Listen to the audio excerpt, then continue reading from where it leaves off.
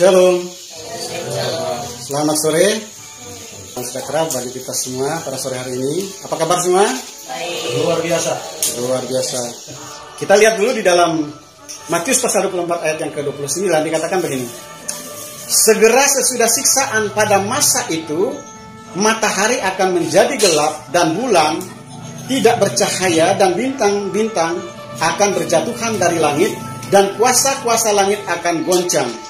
Pada waktu itu akan tampak tanda anak manusia di langit dan semua bangsa di bumi akan meratap dia dan semua bangsa di bumi akan meratap dan mereka akan melihat anak manusia itu datang di atas awan-awan di langit dengan segala kekuasaan dan kemuliaannya. Nah, ini yang saya katakan bahwa ada hal yang menggelisahkan saya karena gini. Di akhir pada masa anugerah ini gereja Tuhan diangkat kan. Nah, jadi seperti yang diumpamakan di mana ada gadis-gadis yang bijaksana dan gadis-gadis yang bodoh ya. Ada orang yang di tempat tidur, yang satu diangkat, yang satu ditinggalkan ya kan. Nah, jadi pada masa pengangkatan itu ketika rapture itu terjadi, ada banyak orang dari segala bangsa itu ada banyak orang percaya yang sebenarnya percaya anak-anak Tuhan itu, tetapi mereka tidak ikut terangkat, tapi mereka tertinggal di bumi ini. Dari segala bangsa mereka tertinggal di bumi ini dan mereka akan mengalami penganiayaan yang luar biasa, yang dahsyat, dan mereka banyak yang mati syahid dan sebagian dari mereka juga akan murtad ya. Jadi sebagian mati syahid tetapi mereka berhasil mempertahankan iman mereka. Nah, sebagian dari mereka itu akan murtad. Nah, yang murtad ini, mereka inilah yang akan masuk ke dalam masa pemerintahan antikris ya. Kita melihat di dalam Matius pasal 24 ini, ayat yang ke-30 dikatakan begini. Pada waktu itu akan tampak tanda anak manusia di langit, dan semua bangsa di bumi akan meratap, dan mereka akan melihat anak manusia itu datang di atas awan-awan di langit dengan segala kekuasaan dan kemuliaannya. Jadi seringkali saya tegaskan bahwa pengangkatan itu atau rapture itu terjadi itu tidak sekejap mata ya. Kenapa? Karena Alkitab sendiri yang mengatakan bahwa semua bangsa di bumi ini akan melihat ya. Bukan saja mereka melihat, bukan saja mereka menyaksikan, tetapi mereka meratap ya. Saudara tahu bahwa ratapan itu melebihi daripada tangisan. Mereka akan menangis terseduh-seduh, bahkan mereka akan menangis meraung-raung gitu ya. Mereka akan menangis secara histeri. Bahkan di dalam Lukas dilukiskan di sana bahwa mereka itu akan terpingsan-pingsan ya. Sebetulnya kalau terjemahan baru itu mereka akan mati ketakutan. Itu istilahnya, bahasa asli itu tidak ditulis seperti itu ya. Bukan mati ketakutan, itu hanya sebagai istilah. Tetapi mereka akan terpingsan-pingsan saking takutnya. Nah, saudara, ayat ini 50 tahun yang lalu kayaknya mustahil ya. Tetapi hari ini di mana kita hidup pada zaman ini, tidak ada sesuatu lagi yang mustahil ketika muncul internet ya. Karena semua orang itu akan menyaksikan, semua orang itu akan melihat dia. 50 tahun yang lalu itu ayat ini kayaknya mustahil. Tetapi 2000 tahun yang lalu ketika ayat ini ditulis, maka Alkitab sudah menubuatkan akan adanya internet. Ya, jauh hari 2000 tahun yang lalu, sebelum keadaan kita hidup hari ini, sudah dinubuatkan tentang internet. Sudah dinubuatkan tentang live streaming, ya. Siaran langsung. Itu sudah dinubuatkan 2000 tahun yang lalu. Loh, dari mana saya tahu? Saudara lihat, perhatikan ayat ini. Pada waktu itu akan tampak tanda anak manusia di langit, dan semua bangsa di bumi akan meratap, dan mereka akan melihat anak manusia. Jadi semua bangsa di bumi ini tidak terkecuali. Ya, semua akan melihat dan menyaksikan dari semua saluran, semua kanal di internet itu, semua akan menyiarkan ini karena ini peristiwa fenomenal, peristiwa yang mengejutkan, peristiwa yang mengagetkan ya. Karena kedatangan Hamasya itu ya dengan penuh kemuliaan, dengan penuh kekuasaan. Bagaimana tidak mereka akan begitu tersadar dan penyesalan itu sudah sangat terlambat. Itu sebabnya mereka meratap dan meraung-raung. Saudara, kenapa saya katakan keadaan seperti itu? Ini tidak melebih-lebihkan. Mari kita lihat di dalam Lukas ya, pasal Lukas pasal yang ke-21 ayat yang ke-25 dikatakan begini. Dan akan ada tanda-tanda pada matahari dan bulan dan bintang-bintang, dan di bumi bangsa-bangsa akan takut dan bingung menghadapi deru dan gelombang dan gelora laut. Orang akan mati ketakutan karena kecemasan berhubungan dengan segala apa yang menimpa bumi ini, sebab kuasa-kuasa langit akan goncang. Pada waktu itu orang akan melihat Anak Manusia datang dalam awan-awan dengan segala kekuasaan dan kemuliaan. Nah, saudara, dalam terjemahan interlinear yang seringkali kita pakai, di situ dikatakan ayat yang ke-26, orang-orang akan terpingsan-pingsan oleh rasa takut. Ya. Jadi bukan mati ketakutan, ya. Tapi mereka hanya pingsan saking takutnya. Nah, ini ayat ini melukiskan betapa menakutkan, ya. Sehingga kedatangan Anak Manusia itu membuat mereka itu terpingsan-pingsan. Dan kedatangan Anak Manusia itu, ya, membuat dunia ini, membuat manusia di dunia ini akan merasa ngeri sekali. Mereka akan lari ke celah-celah bukit batu karena mereka melihat Anak Manusia itu datang dengan segala kuasa, dengan kemuliaan. Mereka ingin mati, mereka masuk ke gua-gua dan mereka katakan kepada bukit batu, timpalah kami. Kenapa? Karena mereka sangat tidak tahan melihat kemuliaan dan kekuasaan itu datang. Ini luar biasa sekali. Jadi sebetulnya jauh-jauh hari Alkitab sudah menubuatkan akan datangnya televisi, akan adanya internet, sudah dinubuatkan. Kalau tidak ada internet kita hari ini, mungkin bisa dikatakan bahwa ayat ini berdusta. Ya, bagaimana caranya orang yang ada di seluruh dunia ini menyaksikan peristiwa rapture itu? Bagaimana mereka akan menyaksikan? Mereka menyaksikan orang-orang yang masih hidup itu diubahkan. Jadi peristiwa pengubahan itu disaksikan oleh semua orang. Sejak itulah, ya, fenomena itu, sejak pengubahan itu disaksikan oleh semua orang di bumi ini. Jadi sejak itu semua tayangan di kanal-kanal internet itu menayangkan peristiwa orang-orang yang diubahkan, bukan peristiwa orang-orang yang diangkat. Itu belum waktunya. Ketika mereka peristiwa ini tidak terjadi secara sembunyi-sembunyi, pengubahan itu tidak terjadi secara sembunyi-sembunyi. Ketika orang-orang yang diubahkan itu terjadi di depan mata oleh orang lain menyaksikan itu, dan belum habis keterkejutan mereka, muncul lagi peristiwa atau fenomena yang lain lagi, di mana tiba-tiba orang-orang di dalam kuburan itu bangkit. Ada kebangkitan, dan peristiwa kebangkitan itu pun ditayangkan di televisi, di internet, disiarkan secara langsung. Jadi ini bukan sekejap mata. Semua orang akan menyaksikan, dan menuju kepada puncaknya ketika semua orang-orang yang mati itu dibangkitkan, disaksikan oleh semua orang, yang semua bangsa yang ada di bumi ini. Orang-orang yang diubahkan dengan sekejap itu disaksikan oleh semua orang, dan itu disiarkan secara langsung melalui kanal internet.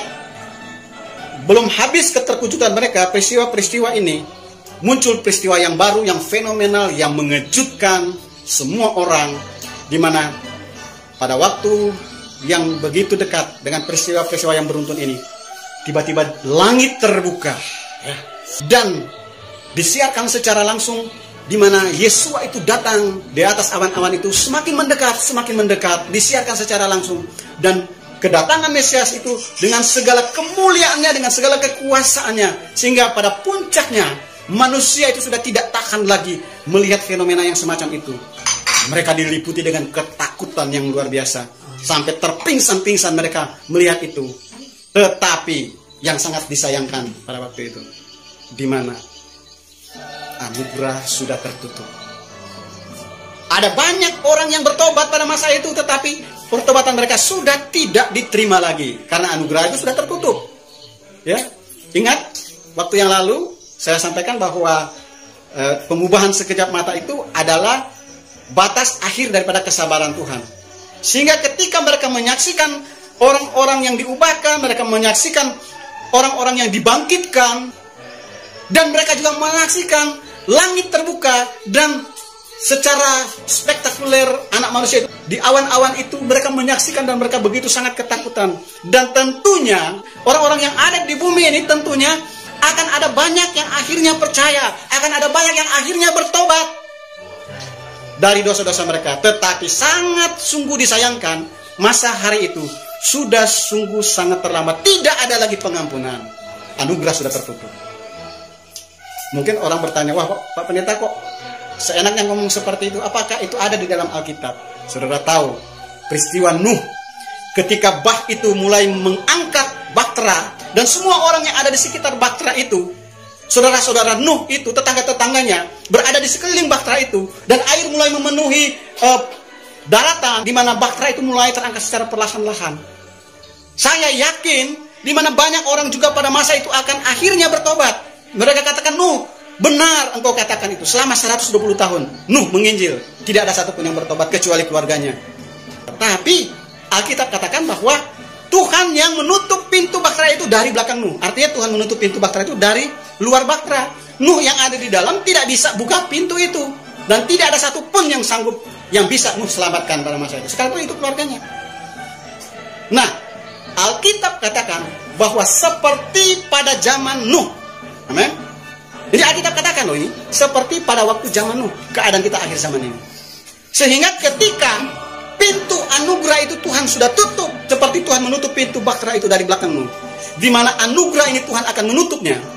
Ya, ditandai dengan pengubahan dalam sekejap. Itu batas akhir daripada kesabaran Tuhan. Tetapi seterusnya setelah orang itu diubahkan, tidak ada lagi orang bisa diterima pertobatannya, kecuali kalau yang mau mati syahid. Ya, sudah tidak ada lagi keselamatan dalam anugerah.